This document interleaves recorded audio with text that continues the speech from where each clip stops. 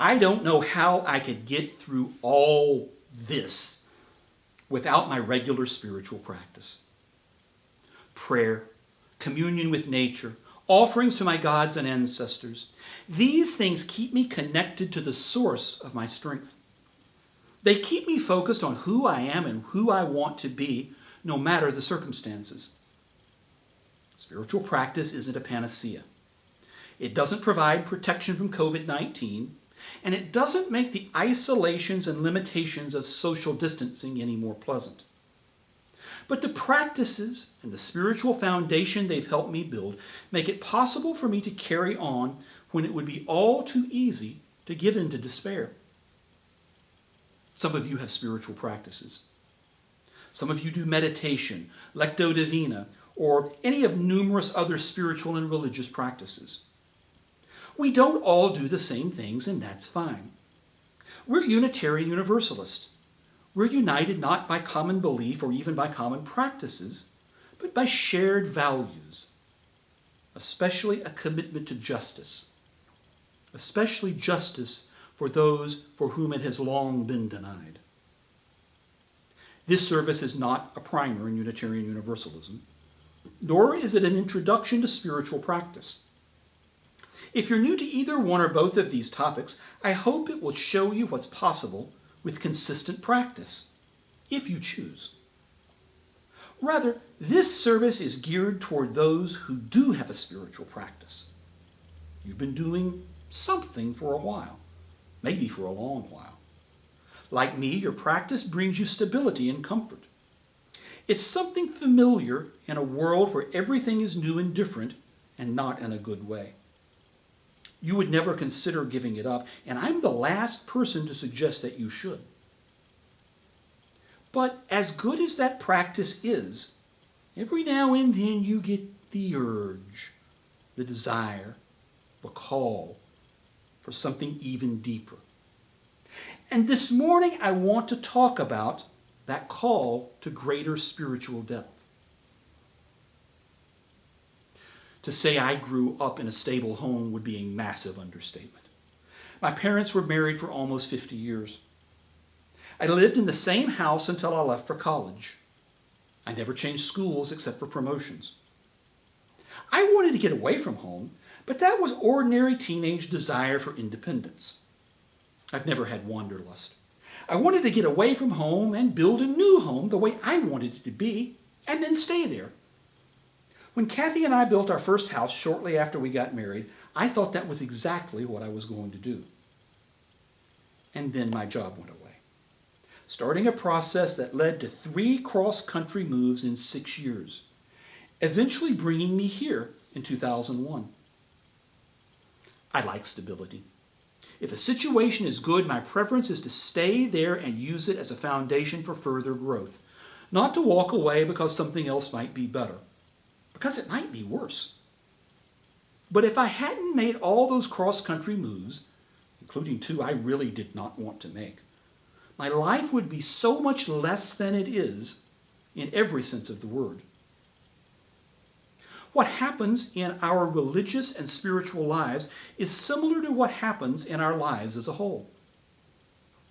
Most of us did not grow up UU. The same is true of my other religious identity as a pagan. We discover something new, something that speaks to us. We start practicing, we read books, we take classes, we serve on committees. There's a process of experience, practice, and contemplation that leads to integration. We stop telling people, I go to the UU church, and we start saying, I am a UU. That sense of religious identity leads to stability. We're no longer seekers because we found what we were looking for all along, even if we didn't know what we wanted when we first started looking. That stability is a good thing, and even a necessary thing. But there's a fine line between stability and stagnation. If you've been doing the same things in the same way for a long time, perhaps it's time to take on something new. This is the 8 of Cups in the Waite-Smith Tarot deck, first published in 1910. For most of that 110 years, it's been called the Rider-Waite deck, named for Arthur Waite, who conceptualized the deck, and the Rider Company, who published it. That name ignored the work of artist Pamela Colman Smith, a British woman of color who drew and painted the 78 cards. Waite and Smith were both members of the Golden Dawn, by far the most influential esoteric order of the late 19th and early 20th centuries. But only Waite got credit for creating this amazing work of spirituality. That's finally starting to change. Some UUs are skeptical about the tarot, but you need not believe anything mystical to see the meaning and wisdom in this artwork. The person in the card has turned their back on 8 cups, symbols of emotional fulfillment. They're starting off on a new journey over difficult terrain into unknown territory.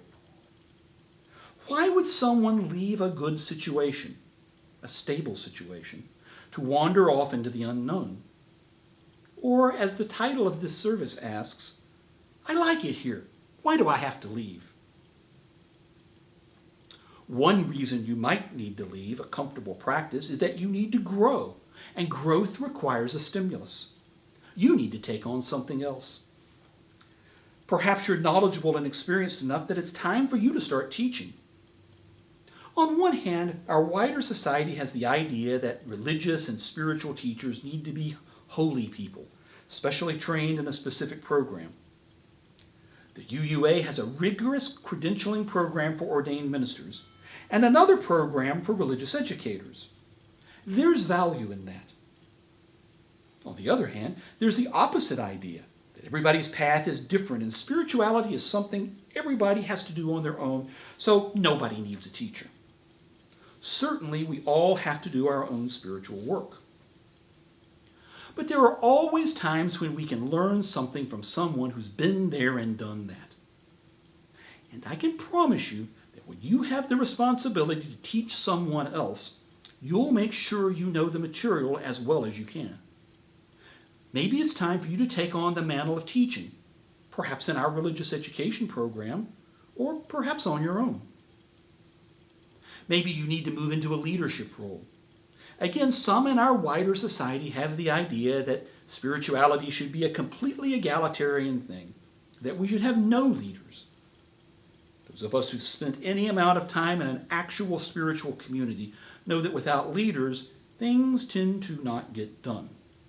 I'm thankful for our board of trustees and our other lay leaders here at Denton UU. At its core, spiritual leadership is about service, doing the sometimes hard and rarely glamorous work needed to facilitate religious community. It's serving on boards and committees. It's writing newsletters and answering emails.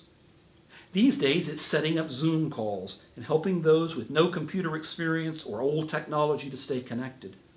It's doing all the things that somebody has to do, and most people assume someone else will take care of. Maybe it's time for you to take on a leadership role. Or perhaps your call to greater spiritual depth is a call for more spiritual work. Maybe this means more of what you're already doing. The greatest benefit in meditation and other spiritual practices is going from doing nothing to doing something, no matter how small. But we also benefit when we go from 5 minutes a day to 10 minutes, or from 10 minutes to 20. At some point, the law of diminishing returns starts to take effect. But until you reach that point, perhaps you need to do more by literally doing more. Or perhaps you need to add a new practice to your routine. Meditation, prayer, offerings, communion with nature, devotional reading, singing, ancestor work, journaling. The list is long. Maybe you need to use this time of social distancing to develop your own monastic practices. If you're trying to decide what to add, my suggestion is to add the one that most interests you, that seems like fun. If you pick something you like, you're more likely to stay with it, and consistent practice over time is where the benefits come from. That builds skill for when you need to take on a spiritual practice that's not so easy for you. Teaching, leadership, longer practices, different practices, that call for more that you're feeling may be answered with any of these responses. For some of us, though, the call to spiritual depth is a call to re-examine our spiritual experiences and what they mean for how we interact with the world. I've been leading public pagan rituals for 17 years. I've been blogging for 12 years. My first book came out 3 years ago. I write about what I do, which includes some first-hand religious and spiritual experiences that some people find unlikely or even impossible. And yet, some of these very same skeptical people, in a private moment, will tell me something like, I knew this thing was going to happen, and I had no way of knowing that. I saw something, and I know it wasn't from this world. I had a conversation with my dead grandmother. Many of us have at least one mystical experience that we can't explain. But our mainstream society tells us that people who see and hear things that others don't are mentally ill, or they're under the influence of drugs or alcohol, or they're lying to get attention. And so we rationalize our spiritual experiences away.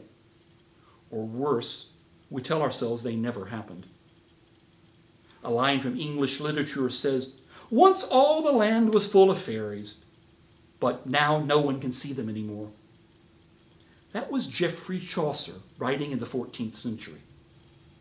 In the early 20th century, Walter Evans Wentz collected stories of encounters with fairies in the Celtic countries. Most of his subjects were older people, since in his words, younger people pride themselves on their own exemption from superstition. In his book, The Myth of Disenchantment, Jason Josephson Storm, professor of religion at Williams College in Massachusetts, provides ample historical evidence that it's always been this way. We all think our ancestors had all of these mystical experiences, but now no one has them anymore. Meanwhile, our own mystical experiences become the next golden age for the next generation. Maybe it's time to do something different. Maybe it's time to explore your spiritual experiences in more depth. If you don't have any spiritual experiences, or if you've rationalized them all away, maybe it's time to put yourself in positions where they're more likely to happen, though these things come in their own time and not when we command them. Not to throw reason out the window. Good discernment is always required, even when dealing with things we're told are unreasonable. Sometimes that strange light in the middle of the night is just your neighbor playing with a flashlight. But other times it's not.